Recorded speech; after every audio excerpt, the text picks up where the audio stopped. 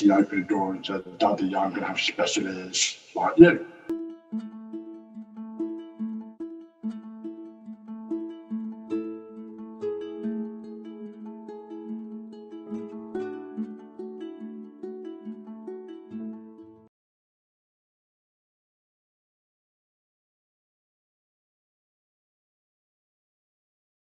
So when Chloe was born, we failed. It was her first hearing test. Well, actually, she had 3. And at the 3rd one, we were told that she could hear. And at that one that we were told she could hear, Brian broke down crying. And I've never seen Brian with any emotion. That's a sad emotion. It's always been, a happy emotion. So I was quite shocked and taken aback. So I really do remember pretty much everything he said in that kind of 5-10 minutes of finding out that Chloe was hearing. And it was, experiences of his childhood as a deaf child. Do you want to go through what I basically? So I'm actually relieved. Yeah. Why you've lifted up my shoulders. But that's what I then remembered when we found out that Chloe was deaf. It was kind of like I was transported back to that moment, and I knew then that there was absolutely no way that we could let Chloe go through that. So straight away I was like, the wheels were already turning of, well, what can we do? Are we allowed to do this? Do we get funding for things? What is out there? There were other deaf charities out there. And we were just joining school. So we were first. We first met a professional who's called the Teacher of the Deaf. That was the first kind of person that we met, and I met them at school. Whereas normally most parents of deaf children, they meet the professional in their home. But we were 4.5 years later on. So our first meeting was in school, and I asked her, what can we do to improve the acoustics? And I suppose they were probably thinking, well, we're not used to parents arriving and knowing to ask these questions. So, because I just knew, I was like, well, I know that that's what Brian's gone through. So we don't want to have that same thing happening. What can we do? How do we do it? And then it was the pinnacle of, well, who pays for it? We were about 2 years in, and I said to Brian, I'm sure there's parents like us out there, but perhaps they don't have, they might have both been hearing. Perhaps they've not experienced anything like you have as a child. And sometimes you find that parents, and still that's quite true still with the parents we meet now, if they've not experienced something, the professionals potentially are going to tell you what's available, what can and can't be funded. So you just don't hear about these things. So that was it. We kind of said, you know what, let's do it. So we set up as a charity in 2013. We found out Chloe was deaf. Of course, she knew that I'd grown hearing aids. So it's completely turned our worlds. Now, I remember going home on that particular day, and she basically opened the door and said, "Daddy, I'm going to have special ears like you." Special ears came from Chloe. First it started with Chloe's special ear fund. Of course, we had Sophie. She was deaf, so it became Sophie's special ear fund. That's how strategy came across, really. First fate. So to become a registered charity, you have to raise £5,000 in a year. You have to. If you don't raise 5,000, you cannot register as charities.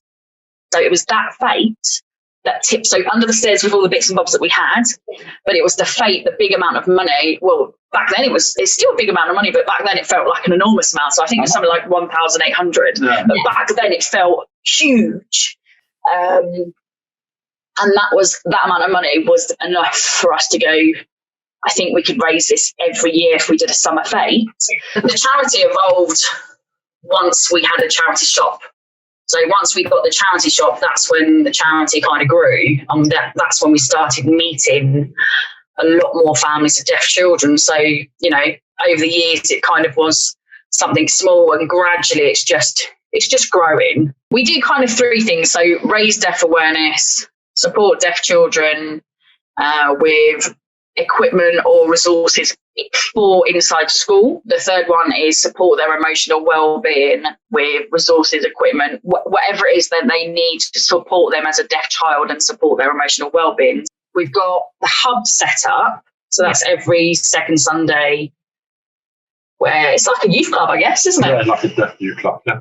It is, like, but from 0 to 15. It's great fun, and I think for the deaf children, one thing for them, it's their shoulders just relax, their siblings relax, because they haven't got to be, looking out for someone having a bad comment because their sister or brother has got a hearing aid on. It's just they're relaxed, they're with their peers. Some of the deaf children start to find their deaf identity because there's someone else with hearing aids. You've got children that have worn their hair down up for the first time.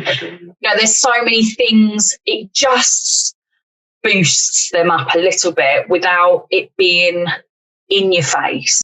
For us, it's really important that deaf children also have deaf role models. Then we've obviously hit the pandemic, and that meant we had to shut the hub. That's been really tough. The pandemic hit and we knew that there would be potentially some barriers. I don't think we realised how many barriers there would be for deaf people in a pandemic. Learning from it, wasn't it?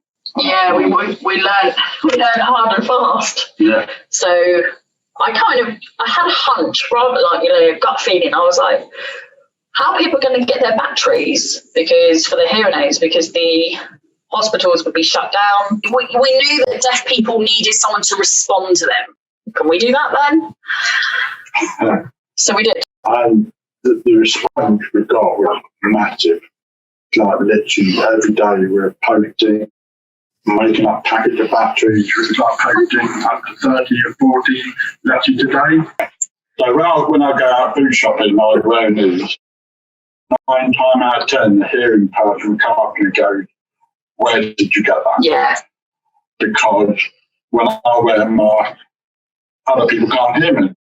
They'll have to bring ideas. So I tell them we've got it from a charity, and I said, and I'll tell them the information about it. And so, yeah, they like it because it's all about, I say a lot of hearing people just see you smile.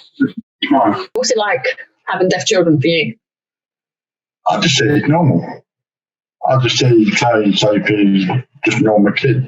Yeah. They are like me. Well, I say Sophie more like me when I was younger. They both surprised me how well they are doing in a mainstream school, where I went to a special needs school, special unit for the deaf. I didn't like it one bit because it took me away from my friends. So I kind of lost a bit of confidence, not having to be with someone that I knew. So I hated my secondary school time, and it took me quite a while to get my confidence back and find out what kind of person I was. The charity has helped us achieve that by giving them the equipment that they needed to go to do in the mainstream school. Plus, obviously, the teachers at that school worked really hard to make it happen as well. Yeah. So that kind of made me happy because they're going along with their friend and they're going to grow up with their friend. So they both surprised me how well they have been, especially when my parents, I think my parents would have done exactly the same for me, but because they were given that option for me to go to a special needs unit, they did what any parent thought was best. So I don't blame them for that. Well, the difference was they were both hearing. So when you're both hearing, and if you've got no other influence, that's right. You don't know any different. So if we didn't have the charity, or if you were hearing as well, we would have probably made decisions which are totally so different to what we've made decisions along the way. I had all the information we need. Well, we had your experience. So we knew how to do it, sort of thing. Before we had children, my deaf awareness was absolutely rubbish when I compare it. But I was one of those typical, like, oh, I know what I'm talking about because I've got a deaf husband. Didn't really show you the way of, like. No, I don't think you did. Me being deaf, I never really. You didn't connect to your deaf identity until you had deaf children. I just see myself as a normal person with a hearing problem. That's it. That's all I saw myself. So before children, I was very blinkered on what I thought a deaf person was. Or even though I was married to you and I just didn't have a clue. I was awful, really. I didn't have any patience. And then when we found out Chloe was, I learned patience. I think at times I have worried about them. I've worried about their education, about friendships. There was times, and still to some element, I know what you're saying, it's great that they're in a mainstream. So that's difficult because then they've never kind of met, until the hub existed, they've never really truly met other deaf children. It's so much more important to have a hub than just be children. Because there are very, very limited friendships out there with other deaf children, or friendships as a whole. Every day I'm like, tomorrow's going to be a better day.